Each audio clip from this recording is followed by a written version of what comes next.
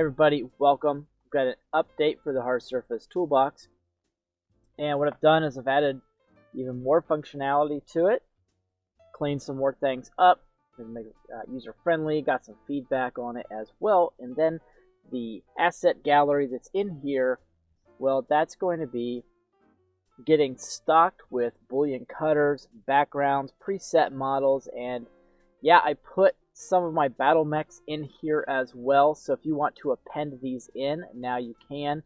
Just want to let you know that if you do not append in at the cursor, it's going to come in where I put it. And so they're kind of laid out in the X pattern. But so this is the file as it stands with the current models. So you just kind of see this is how they're going to append in if you don't turn on the append at cursor.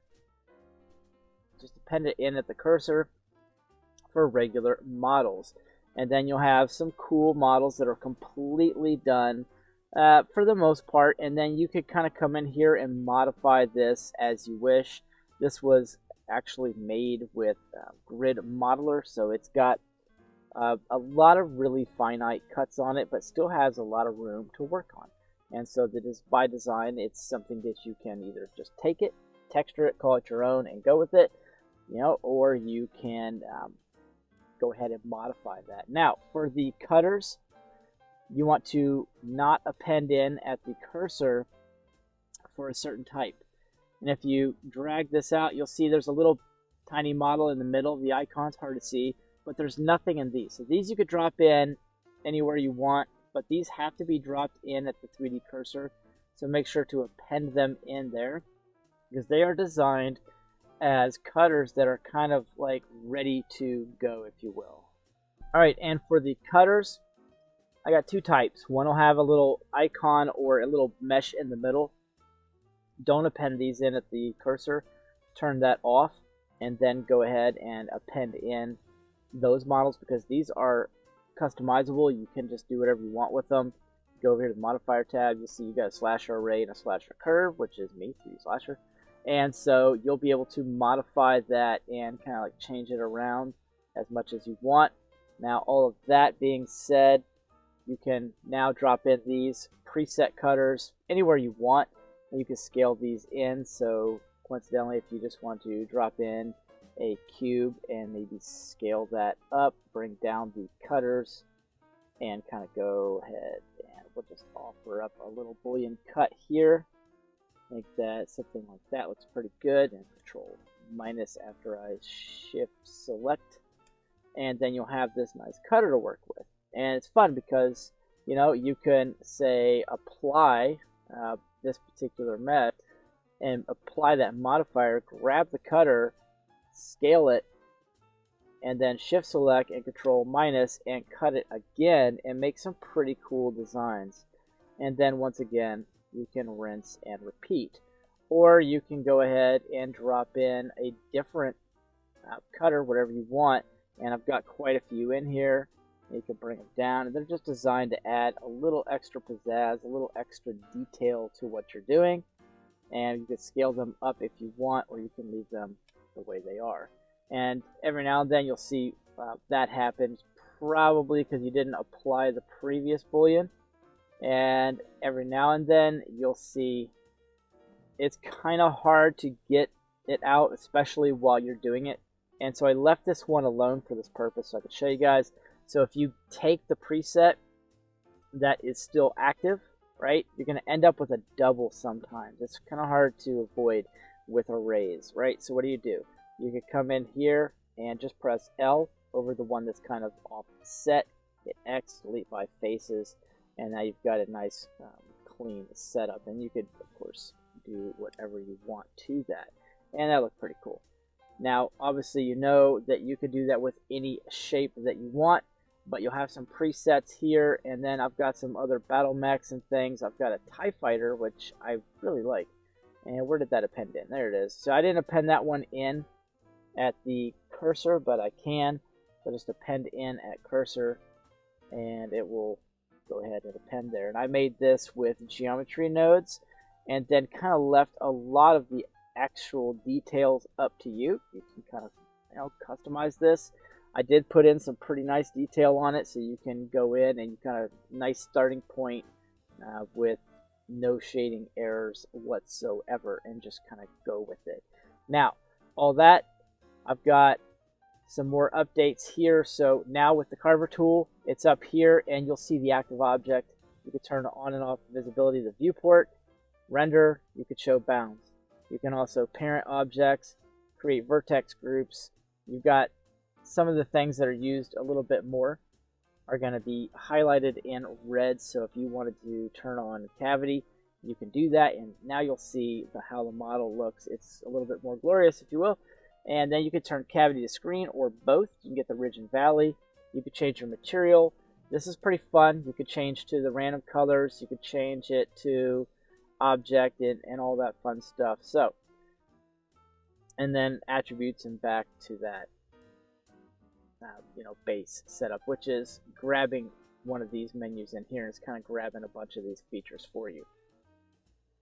I renamed the toolet to Symmetrize Mirror, and so now you got the two sets of modeling types, which is pretty cool. So if you were to come in here and rotate this, I'll just go ahead and apply that scale. You can see the scale. I kind of scrunched up some of this stuff and made it just fit a little better. What you can do now is you can either apply the mirror, which you know very well. You could just apply it and get some cool shapes. Or you could turn off the apply and turn on the toggle edit mode. And so now you could jump into edit mode. And the beauty is you literally get the, let me get the right orientation here. You literally get the exact same setup by doing this. You can apply said mirror, or you can, it's just preference. Or you could just do it this way. And if I come over here and I wanted to inset that and then tool it, I can tool it and it'll be over there. So it's a preference. These work independently, not simultaneously, so use them separate. And then you've got your custom modifiers, the bevel and the bevel presets. You can throw a bevel on something and throw a preset. I fixed the preset up so it works really nice. The shade auto smooth, got to do that. And you'll notice the corners here, I don't actually have it set. I turn the clamp overlap off, but I don't have it set for the sharp to arc, so you'll have to do that because a lot of applications don't call for it, so you don't know what somebody's going to use. But that's the only thing you have to change in there, and you'll get a very nice preset, and that'll look good. Now moving down, like I said, I scrunched some of this up so it fits a little bit better. Now you've got a quad remesh. The quad remesh is primarily for sculpting. So if you have a lot of mesh, which we don't here, it's going to just destroy it if you don't use it correctly. Then you've got a voxel remesh. Now you have scene statistics, which is going to be very helpful when you're doing the remesh. And you'll have this to turn on and off. You can see the scene statistics down here, and then you can turn on the face count, which will show you the objects 1 of 2, vertices 9, edges 17,000, blah blah blah. And you can see what's going on. The face is 8,000. And just for the fun of it, you could see the quad remesh on this one. And it kind of works. And you see there's obviously not enough geometry for that operation. But it kind of works like the compositor. It kind of takes a second. And then you get this pop-up box here for the quadriflow, which is internal. You can preserve the sharp and a lot of things. You could bring this up to 5,000 faces or something like that, and you'll see it kind of working down here. And then when it's done, you'll have what is left over. Now, I personally, like I said, I would use that in sculpting because that's what it's designed. Plus, you have a voxel remesh and so on. So going down, the origins are down here. Some of this is defaulted closed now, so you'll have to go into it.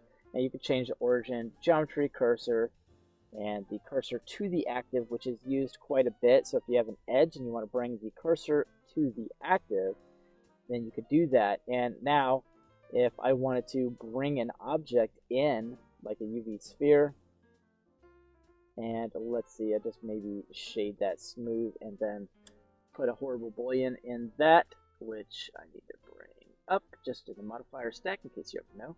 And now it looks a little better. You probably have to do a little cleanup on that boolean, but that's one way to do it. And then you can kind of control it and move your boolean anywhere you want. Now, You can also do a quad view, which is pretty useful to give you the orthographic and perspective modeling. And that's going to be what that is. You can turn it on and off there. And you've got the Boolean ops, which is a cutter designed to go on Booleans. So if you took your cutter and moved it over here, something like that, I will now press the solidify cutter and I can fill that with the solidify mod. Now I do have some presets built into this, and then you can kind of play around with this in and out, and you have the option to get at least one extra solidify. So if you do that, you can now add in some really cool detail. You can click even thickness and then high quality normals, which is pretty useful. Then grab your object and apply those modifiers. And as always, you can go ahead and cut in again, but just be warned, sometimes that does not work with the with such a high mesh object. And there we go. So you make some pretty quick details. Now down here I do have the normal store. If you know how to operate in normals, then you can use that. I wouldn't recommend you go playing around with the normals too much unless you know what you're doing. So you have a calculate outside, a smooth, copy, custom, and then paste. You can copy the normals and paste them. So in effect, you could grab the normals somewhere, right? Copy the normals. The normals are inside there of a vector store.